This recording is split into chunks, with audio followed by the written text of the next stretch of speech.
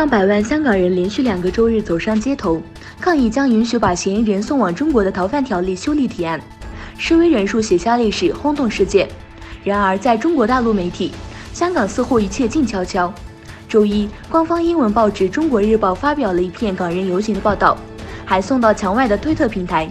不过，这篇颇为严肃的报道似乎起到了喜剧性的效果。中国媒体报道称，香港人在父亲节这一天，以父亲的名义抗议美国干涉香港内部事务。一份关于调查维吾尔人局势的决议遭土耳其政法党和其盟友民族主义行动党的反对。有豪党议员提出的这份决议建议调查中国针对维吾尔人的镇压。美国对华为的打压行动正在奏效，华为创始人任正非预计未来2年公司收入可能会减少约300亿美元。美国对华为技术有限公司的打压行动正在奏效，华为创始人任正非预计未来2年公司收入可能会减少约300亿美元。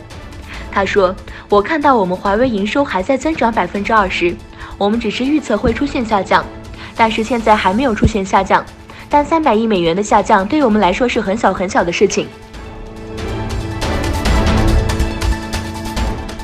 前国际刑警组织主席、前中国公安部副部长孟宏伟周四在天津接受审判。孟宏伟被控受罚1446万元人民币，他当庭认罪。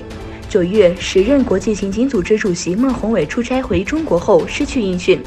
他的妻子格雷斯·孟在法国报案。孟妻在接受国际媒体采访时表示，此案已有政治动机。美国总统称，伊朗在霍尔木兹海峡击落一架美国无人机是一个大错误，使华盛顿和德黑兰之间本来就已经紧张的关系更加复杂。